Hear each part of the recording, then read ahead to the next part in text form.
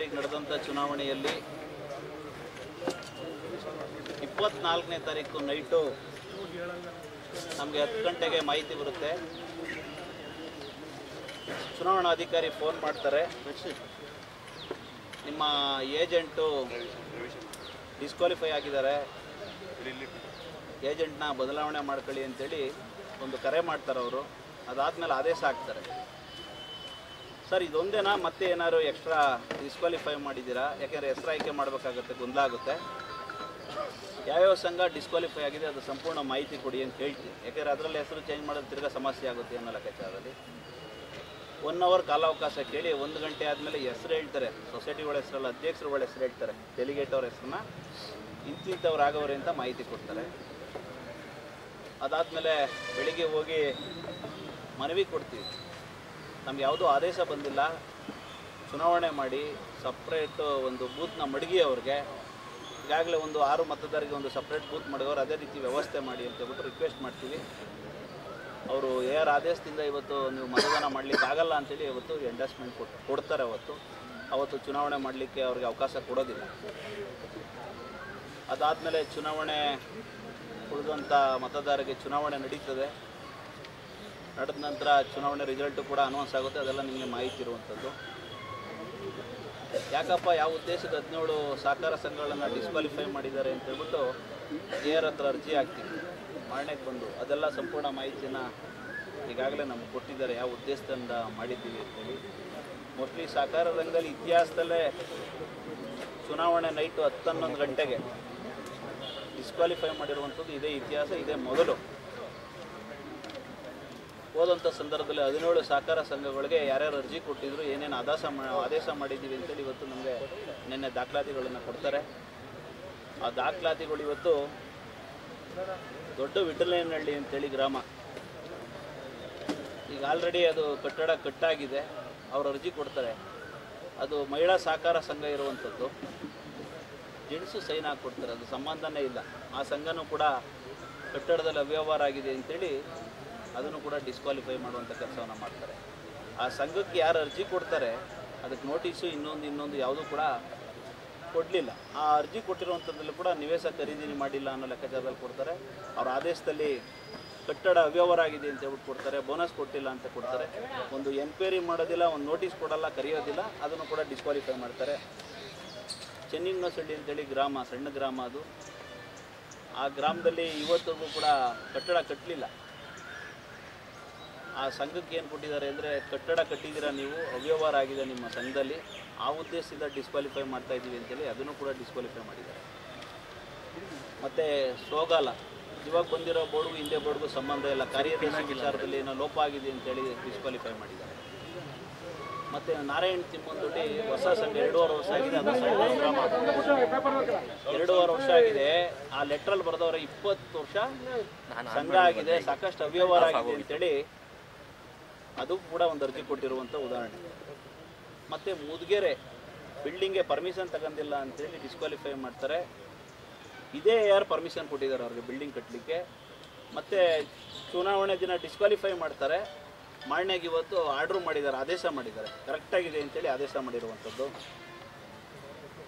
ವಿರೂಪ್ಸಂದ್ರ ಈಗಾಗಲೇ ಕೋರ್ಟಲ್ಲಿ ಕೇಸ್ ಇದೆ, ಕೋರ್ಟ್ ಆದೇಶನ ತಗೊಬಂದು AR ಕೊಟ್ಟಿದ್ದಾರೆ. AR ಕೊಟ್ಟಾದಮೇಲೆ 10-15 ದಿನ ಬಿಟ್ಟು ಅದನ್ನು ಕೂಡ ಡಿಸ್ಕ್ವಾಲಿಫೈ ಮಾಡಿದ್ದಾರೆ. ಕೋರ್ಟಲ್ಲಿ ಆದೇಶ ಇದ್ದರೂ ಸ್ಟೇ ಇದ್ದರೂ ಕೂಡ ಅದನ್ನು ಡಿಸ್ಕ್ವಾಲಿಫೈ ಮಾಡಿದ್ದಾರೆ. ಮತ್ತು ಕನ್ಸಂದ್ರ ನಿಮಗೆಲ್ಲ ಗೊತ್ತಿದೆ, ಮೊನ್ನೆ ನಾವೊಂದು 10-11 ಸಂಘ ಸ್ಟೇ ತಗೊಂಡಿದ್ದೀವಿ, ಮಧ್ಯಂತರ ಆದೇಶ ತಗೊಂಡು.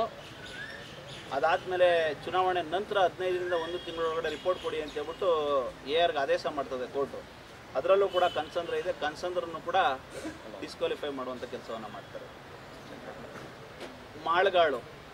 ಮಾಳ್ಗಾಡು ಕಟ್ಟಡನೇ ಇಲ್ಲ, ಬಾಡಿಗೆ ಕಟ್ಟಡದಲ್ಲಿದ್ದಾರೆ, ಅದನ್ನು ಕೂಡ ಕಟ್ಟಡದಲ್ಲಿ ಅವ್ಯವಹಾರ ಆಗಿದೆ, ಸಾಕಷ್ಟು ಅವ್ಯವಹಾರ ಆಗಿದೆ ಅಂತೇಳಿ ಅದನ್ನು ಕೂಡ ಡಿಸ್ಕ್ವಾಲಿಫೈ ಮಾಡ್ತಾರೆ.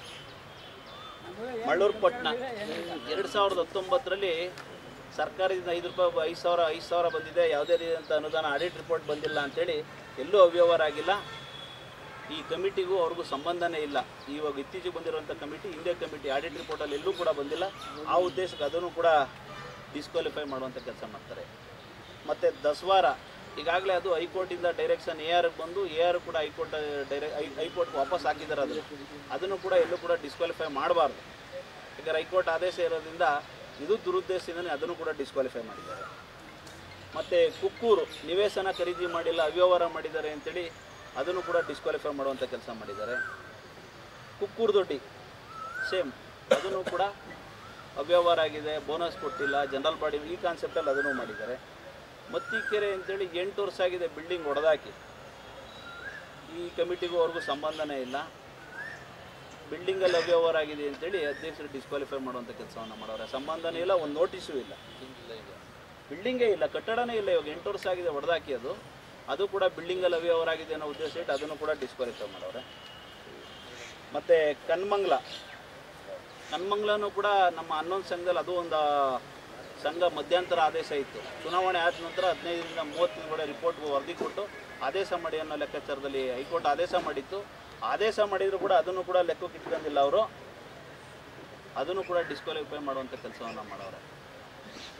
ಮತ್ತು BV ಅಲ್ಲೂ ಕೂಡ ಹಣ ದುರುಪಯೋಗ ಆಗಿದೆ, ಸೆಕ್ರೆಟರಿ ನೇಮಕ ಸಾಕಷ್ಟು ವರ್ಷಗಳಾಗಿದೆ, ಸೆಕ್ರೆಟರಿ ನೇಮಕ ಮಾಡಿ ಬಿಲ್ಡಿಂಗ್ ಕಟ್ಟಿ ಅಧ್ಯಕ್ಷರಾಗಿರುವಂಥದ್ದು ಹೆಚ್ಚು ಕಮ್ಮಿ 1-1.5 ವರ್ಷ ಆಗಿರ್ಬೇಕು ಮೋಸ್ಟ್ಲಿ, ಅದನ್ನು ಕೂಡ ಡಿಸ್ಕ್ವಾಲಿಫೈ ಮಾಡುವಂಥ ಕೆಲಸ ಮಾಡೋರೆ. ಮತ್ತು ಬಲ್ಲಾಪಟ್ಟಣ ಇವತ್ತು ಬಾಡಿಗೆ ಬಿಲ್ಡಿಂಗಲ್ಲಿದೆ, ಅದನ್ನು ಕೂಡ ಇವತ್ತು ಕಟ್ಟಡ ಕಟ್ಟೋದ್ರಲ್ಲಿ ನಿಮ್ಮದು ಅವ್ಯವಹಾರ ಆಗಿದೆ, ಸಾಕಷ್ಟು ಲೋಪ ಆಗಿದೆ ಅಂತೇಳಿ ಕಟ್ಟಡನೇ ಇಲ್ಲ, ಅದನ್ನು ಕೂಡ ಬಾಡಿಗೆ ಕಟ್ಟಡ ಇರುವಂಥದ್ದು ಅದನ್ನು ಕೂಡ ಡಿಸ್ಕ್ವಾಲಿಫೈ ಮಾಡಿದ್ದಾರೆ. ಅಂಕುಸ್ನಹಳ್ಳಿ ಅಂತೇಳಿ ಅಲ್ಲಿ ಕೊಟ್ಟಿರೋ ಹೆಸರು ಸೆಕ್ರೆಟ್ರಿ ಬೇರೆ, ಅಲ್ಲಿ ಕೆಲಸ ಮಾಡ್ತಾಯಿರೋ ಸೆಕ್ರೆಟ್ರಿ ಬೇರೆ, ಆ ಊರವ್ರು ಯಾರೂ ಸೈನೇ ಹಾಕಿಲ್ಲ. ಸಾಕಷ್ಟು ಊರುಗಳಲ್ಲಿ ಅವ್ರವ್ರ ಲೀಡ್ರುಗಳು ಯಾರೂ ಸೈನ್ ಹಾಕಿಲ್ಲ. ಇವಾಗ ಕುಕ್ಕೂರಲ್ಲಿ ಯಾರೂ ಸೈನ್ ಹಾಕಿಲ್ಲ, ಅವರೇ ಕೂತು ಅವರೇ ಸೈನ್ ಹಾಕೊಂಡಿರುವಂಥದ್ದು. ಸ್ವಾಗಲದಲ್ಲೂ ಕೂಡ ಮೋಸ್ಟ್ಲಿ ಯಾರೂ ಸೈನ್ ಹಾಕಿಲ್ಲ, ಎಲ್ಲ ಇವರೇ ಸೈನ್ ಹಾಕೊಂಡು ದೊಡ್ಡಿ. ನೀವು ನಾನು ಯಾಕೆ ಹೇಳ್ತೀನಿ ಅಂದರೆ ಇಂಡಿವಿಜುವಲ್ ಆ ಸಂಘದ ಕೇಳಿದ್ರೆ ನಿಮಗೆ ಗೊತ್ತಾಗ್ಬಿಡುತ್ತೆ ವಿಚಾರ ಏನು ಮಾಡಿದ್ದಾರೆ ಅಂತೇಳಿ. ಇದೆಲ್ಲ ಒಟ್ಟಾರೆ ಏನು ಫರ್ಮೋಟ್ ಏನಿದೆ ಉದ್ದೇಶಪೂರ್ವಕವಾಗಿ ಇವತ್ತು ಅವ್ರನ್ನೇ ಆದಂಥ ಟಾರ್ಗೆಟ್ ಮಾಡಿ ದುರುದ್ದೇಶದಿಂದ ಇವತ್ತು ಸರ್ಕಾರ ಅವ್ರನ್ನ ಬಳಸಿ ಏನಾದರೂ ಮಾಡಿ ಚುನಾವಣೆಯಲ್ಲಿ ಸೋಲಿಸ್ಬೇಕು ಅನ್ನೋ ಕಾನ್ಸೆಪ್ಟಲ್ಲಿತ್ತು ಅವತ್ತು ನೈಟ್ ಮಾಡಿರುವಂಥದ್ದು. ಹಾಗಾಗಿ ಇವತ್ತು ನಮ್ಮ 17 ಸಹಕಾರ ಸಂಘಗಳು ಒಂದು ದಿನ ಆಗಿರುವಂಥದ್ದು. ಈ ಚುನಾವಣೆ ಮುಂಚೆ ನಿಮಗೆಲ್ಲ ಗೊತ್ತಿದೆ, ಒಟ್ಟಾರೆ ಒಂದು 30-31 ಸಂಘ ಡಿಸ್ಕ್ವಾಲಿಫೈ ಮಾಡಿರುವಂಥ ಉದಾಹರಣೆ ನಮ್ಮ ಚನ್ನಪಟ್ಟಣದಲ್ಲಿ ನಿಮಗೆಲ್ಲ ಗಮನಕ್ಕಿರಲಿ. ಈಗ ಚುನಾವಣೆ ಸೋಲು ಗೆಲುವು ಸಾಮಾನ್ಯ, ಎಲ್ಲ ರೀತಿಯೂ ನಾವು ಸ್ವಾಗತ ಮಾಡಬೇಕು. ಇವತ್ತು ಜನ ತೀರ್ಮಾನ ಕೊಟ್ಟವ್ರೆ, ನಾವೆಲ್ಲ ಸ್ವಾಗತ ಮಾಡ್ತೀವಿ, ಅವ್ರಿಗೊಂದು ಅವಕಾಶ ಕೊಟ್ಟವ್ರೆ ಒಳ್ಳೆ ಕೆಲಸ ಮಾಡಲಿ. ಆದರೆ ಇದು ಎಲ್ಲೋ ಒಂದು ಕಡೆ ಅನೈತಿಕ ಗೆಲುವು, ಅದಕ್ಕೆಲ್ಲ ಅವಕಾಶ ಮಾಡಿಕೊಡ್ಬಾರ್ದಿತ್ತು. ಇವತ್ತು ಇಂಥ ಕೆಟ್ಟ ಸರ್ಕಾರ ನಮಗಾಗಿರುವಂಥದ್ದು ಇನ್ನೊಬ್ರಿಗೆ ಯಾರಿಗೂ ಆಗಬಾರ್ದು. ಮುಂದಿನ ದಿನಗಳಲ್ಲಿ ಒಂದು ಎಚ್ಚರಿಕೆ ಆಗಬೇಕು. ದಯಮಾಡಿ ಇದನ್ನು ಈ ಮಾಡಿದಂಥ ಅಧಿಕಾರಿನ ಸಸ್ಪೆಂಡ್ ಮಾಡಬೇಕು, ಇವ್ರಿಗೆಲ್ಲ ನ್ಯಾಯ ಸಿಗಬೇಕು. ಮತ್ತು 17 ಸಂಘಗಳ ಅಧ್ಯಕ್ಷರುಗಳು ಮತ್ತು ಆ ಸ್ಥಾನಕ್ಕೆ ಕೂರಿಸುವಂಥ ಕೆಲಸವನ್ನು ನಾವೆಲ್ಲ ಮಾಡ್ತೀವಿ. ಯಾವುದೇ ರೀತಿಯ ಲೋಪ ಏನಿಲ್ಲ, ಅವರೆಲ್ಲೂ ಲೋಪ ಮಾಡಿಲ್ಲ, ಅವರೆಲ್ಲ ಪ್ರಾಮಾಣಿಕವಾಗಿ ಇದ್ದಂಥವ್ರು. ಎಲ್ಲ ಒಂಥರ ಕಳಂಕ ತರಲಿಕ್ಕೆ ಕೆಲಸ ಮಾಡೋರೆ, ಅದಕ್ಕೆಲ್ಲ ಕಾನೂನು ರೀತಿ ಹೋರಾಟ ಮಾಡಿ ಅದನ್ನು ತರುವಂಥ ಕೆಲಸ ಮಾಡ್ತೇವೆ. ಆದರೆ ಇದಕ್ಕೆ ಯಾವ ರೀತಿ ಮಾಡಬೇಕು, ಮುಂದಿನ ದಿನಗಳಲ್ಲಿ ಸಹಕಾರಿ ರಂಗ ಉಳಿತದ, ಏನು ಮಾಡ್ತಾರೆ ಎಲ್ಲ ಮಾತಾಡೋದು 4 ಮಾತು ಒಂದು ಮಾಧ್ಯಮದಿಂದ ಮಾತಾಡೋದು ಒಳ್ಳೆ ಮಾತಾಡ್ತಾರೆ, ಮಾಡೋ ಕೆಲಸ ಈ ರೀತಿ ಮಾಡ್ತಿದ್ದಾರೆ. ಇದನ್ನು ಮುಂದಿನ ದಿನಗಳಲ್ಲಿ ಯಾವ ರೀತಿ ಸಾಗುತ್ತೆ ಸಹಕಾರಿ ರಂಗ, ಏನು ಮಾಡಬೇಕು ಅನ್ನೋದೇ ನಮಗೆ ಇವತ್ತು ಅಚಲ ಆಗಿರುವಂಥದ್ದು. ಅದಕ್ಕೆ ಇವತ್ತು ಮೋಸ್ಟ್ಲಿ ನಾನು ಹೇಳಿದೆ ಆವಾಗಲೇ, ಇಡೀ ರಾಜ್ಯದಲ್ಲೇ ಮೊದಲನೇ ಬಾರಿ ಇತಿಹಾಸದಲ್ಲೇ ನೈಟ್ ಡಿಸ್ಕ್ವಾಲಿಫೈ ಮಾಡಿ ಮತದಾನ ಕಸ್ಕೊಂಡಿರುವಂಥದ್ದು ಇದೇ ಮೊದಲನೇ ಬಾರಿ.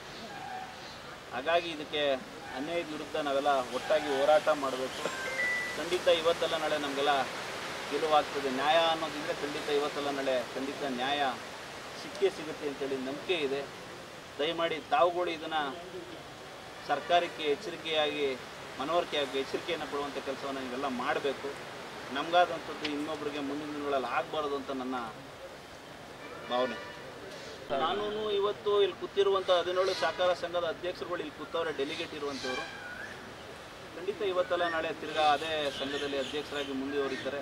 ಕಾನೂನು ಚೌಕಟ್ಟಲ್ಲಿ ಏನು ಯಾವ ರೀತಿ ಹೋರಾಟ ಮಾಡಬೇಕು, ಈಗಲೇ ತಮಗೆಲ್ಲ ಹೇಳಿದ್ನಲ್ಲ ಯಾವ ರೀತಿ ಆದೇಶ ಮಾಡೋರೆ ಅಂತ. ಅವ್ರ ಕಟ್ಟಡ ಇದೆಯಾ ಇಲ್ಲ ಯಾವುದೂ ಮಾಹಿತಿ ಇಲ್ಲ. ಆಮೇಲೆ ಆಡಿಟ್ ರಿಪೋರ್ಟಲ್ಲಿ ಸಂಪೂರ್ಣವಾಗಿ ವರದಿ ಇದೆ, ಎಲ್ಲೂ ಅವ್ಯವಹಾರ ಆಗಿಲ್ಲ ಅಂಥೇಳಿ. ಅವ್ರಿಗೆ ಏನಾಗಿದೆ ಯಾವುದೋ ಒತ್ತಡ, ಎಲ್ಲೋ ಕರೆದ್ರು ಕೂರಿಸ್ಕೊಂಡ್ರು, ಒಂದು ಆದೇಶ ಮಾಡಿದ್ರು, ನಾಳೆ ತೊಂದರೆ ಆಗುತ್ತೆ ಅನ್ನೋದು ಯೋಚನೆ ಮಾಡಿಲ್ಲ. ಆಮೇಲೆ ಕಣ್ಣಮಂಗ್ಲ ದಾಖಲಾತಿ ಕೊಡ್ತೀನಿ ನಿಮಗೆ. 17ನೇ ತಾರೀಕು ಒಂದು ಆರ್ಡ್ರನ್ನ ಕೊಡ್ತಾರೆ ಅವ್ರಿಗೆ, ಆಯ್ಕೆ ವಿಚಾರಕ್ಕೆ ಸಂಬಂಧಪಟ್ಟಂಗೆ ಮುಖ್ಯ ಕಾರ್ಯನಿರ್ವಾಹಕ ಮತ್ತು ಟೆಸ್ಟರ್ಗೆ 17ನೇ ತಾರೀಕು ಆದೇಶ ಕೊಡ್ತಾರೆ, 13ನೇ ತಾರೀಕು ಡಿಸ್ಕ್ವಾಲಿಫೈ ಮಾಡ್ತಾರೆ. ಕನ್ಸಂದ್ರ 17ಕ್ಕೆ ಆದೇಶ ಮಾಡೋರು ಅಧ್ಯಕ್ಷರು ಡೈರೆಕ್ಷನ್ ಕೊಡ್ತಾರೆ ಈ ರೀತಿ ಮಾಡಿ ಅಂತೇಳಿ, 13ನೇ ತಾರೀಕು ಡಿಸ್ಕ್ವಾಲಿಫೈ ಮಾಡ್ತಾರೆ. ಡಿಸ್ಕ್ವಾಲಿಫೈ ಮಾಡಾದ್ಮೇಲೆ ಅಧ್ಯಕ್ಷರು ಕೊಡುವಂಥದ್ದು ಏನಿದೆ, ಅದು ಎಷ್ಟು ಲೋಪ ಇದೆ ಅಂತ ನಿಮ್ಗೆ ಗಮನ ತರ್ತಾ ಇರುವಂಥದ್ದು. ಇದೆಲ್ಲ ದುರುದ್ದೇಶ ಇಟ್ಟೆ ಮಾಡಿರುವಂಥದ್ದು. ಖಂಡಿತ ಈಗ 14 ತಾಲೂಕಲ್ಲಿ ಎಲ್ಲೂ ಇಲ್ಲದೆ ಇರುವಂಥದ್ದು ಚನ್ನಪಟ್ಟಣದಲ್ಲಿ ಮಾಡವ್ರೆ, ಪ್ರಭಾವ ಮಾಡವ್ರೆ. ಒಳ್ಳೆಯದಾಗಲಿ, ಅವ್ರಿಗೆ ತೊಂದರೆ ಏನಿಲ್ಲ. ಅದು ನೀವುಗಳು ಜನ ಎಚ್ಚರಿಸುವಂಥ ಕೆಲಸವನ್ನು ನೀವು ಮಾಡಬೇಕು.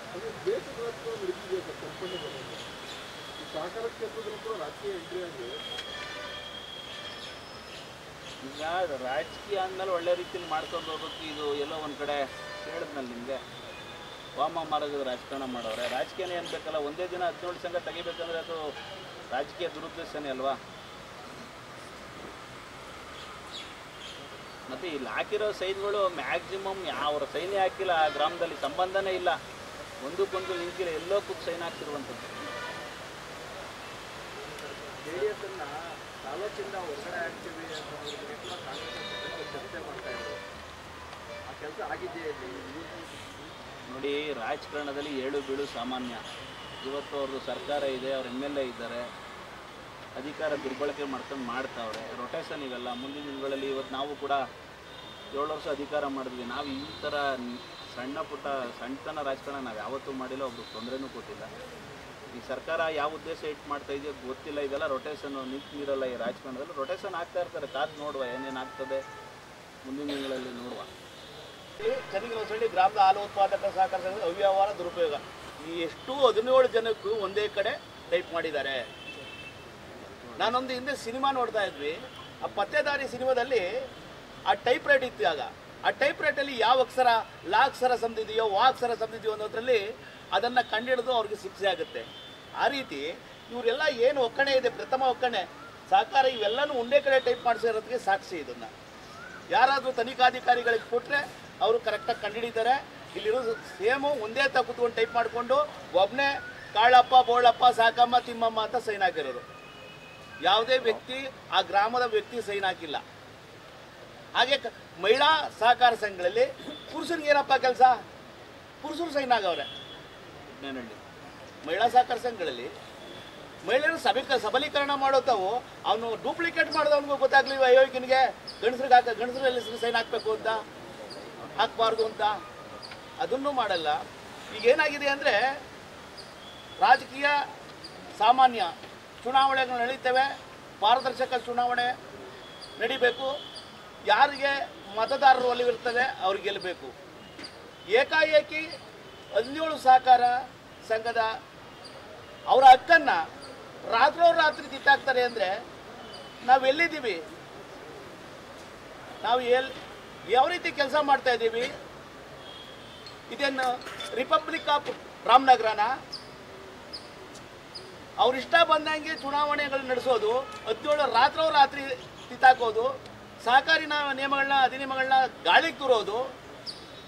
ನಾನು ಸರ್ಕಾರಕ್ಕೆ ಇನ್ನು ಮುಂದೆ ಆದರೂ ಕೂಡ ಈ ರಿಟೈರ್ಡ್ ಆಗೋದು 4-5 ದಿನ ಇರುವಂಥ ARನ ತಂದು ಕುಣಿಸಿದ್ರೆ ಅವನು ಒಂದು ವ್ಯಕ್ತಿಪರ ಒಂದು ಯಾವ ಸರ್ಕಾರ ಇರ್ತದೆ ಆ ಪರ ಕೆಲಸ ಮಾಡ್ತಾರೆ. ಯಾವುದೇ ಸರ್ಕಾರ ಇಲ್ಲಿ ಒಂದು 15 ದಿನ ಇದ್ದರೆ ಅವನು ರಿಟೈರ್ಡ್ ಆಗೋ ಟೈಮಲ್ಲಿ ಏನು ಬೇಕೋ ಅವ್ಯವಹಾರ ಮಾಡ್ಬಿಟ್ಟು ಹೋಗ್ತಾನೆ.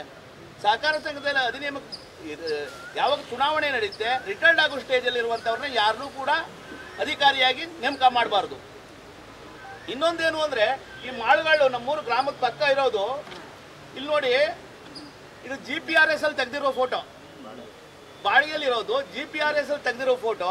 ಯಾಕೆಂದ್ರೆ ನಾಳೆ ಫೋಟೋ ಇನ್ನೇನು ಹಳೇದೇನೋ ಅನ್ನೋ GPRS ಡೇಟು ಗೀಟ್ ಎಲ್ಲ ಬಂದಿದೆ, ಬಾಡಿಗೆಯಲ್ಲಿ ನಡೀತಾ ಇದೆ. ನಿಮ್ಮ ಕಟ್ಟಡದಲ್ಲಿ ಅವ್ಯವಹಾರ ಆಯ್ತದೆ ಅಂತ ಹೇಳ್ತಾರೆ ಯಾರು ಅಂದರೆ ಅವನು ಕುತ್ಕೊಂಡು ಎಲ್ಲಿ ಕುತ್ಕೊಂಡು ಮಾಡವನೆ, ಯಾರ ಮನೇಲಿ ಕುತ್ಕೊಂಡು ಮಾಡವನೆ ಅಂತ ಗೊತ್ತಾಗುತ್ತೆ. ಈ ಪಾರದರ್ಶಕ ಚುನಾವಣೆ ನಡೀಲಿಲ್ಲ. ಹಾಗಾಗಿ ಈ 17 ಜನಕ್ಕೆ ನ್ಯಾಯ ಕೊಡಬೇಕಲ್ಲ. ಏನು ಘನ ನ್ಯಾಯಾಲಯ 17 ಜನಕ್ಕೆ ನ್ಯಾಯ ಕೊಡಬೇಕಲ್ಲ.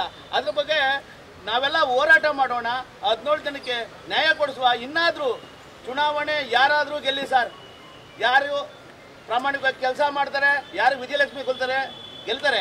ಆದರೆ ಚುನಾವಣಾ ನಿಯಮನ ಉಲ್ಲಂಘಿಸಿ, ಸಹಕಾರಿ ನಿಯಮನ ಉಲ್ಲಂಘಿಸಿ ರಾತ್ರೋರಾತ್ರಿ ಮತದಾರರ ಹಕ್ಕನ್ನು ಕಸಿಯೋದು ಎಷ್ಟು ಸಮಂಜಸ ಅಂತ ಈ ಮೂಲಕ ಪ್ರಶ್ನೆ ಮಾಡ್ತೀನಿ.